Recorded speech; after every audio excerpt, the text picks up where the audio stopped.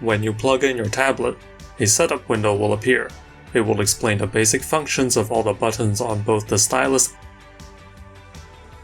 and the tablet, as well as some direction on how to use them both to navigate your computer.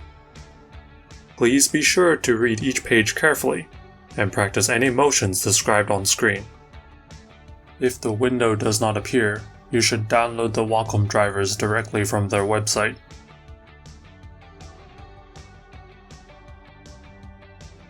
Click on the support link, then click on Drivers, Manuals, Downloads.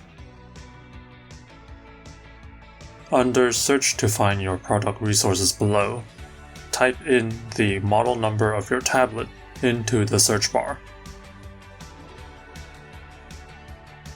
Once found, click on the Download Windows Driver link under the Windows Driver column to save the driver installer to your computer, preferably to an easy access location.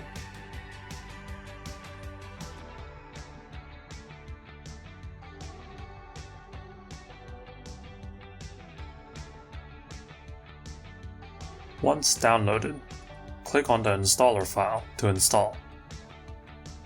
When you have installed all the drivers and plugged in all your hardware, you can test your tablet by either drawing a few strokes in your drawing program of choice or use Wacom's tablet software. When testing your tablet in a drawing program, what you want to see is a nice taper occurring when you draw a line. This is happening because the tablet is interpreting how much force you are using while drawing. You can also use the Wacom Tablet Properties program to test your tablet's functionality. Press the Windows key and type in Wacom to find the Wacom Tablet Properties program. Click on the program and find the Pen tab. There is a bar underneath current pressure that will show you how much force you are putting on the tablet with your stylus.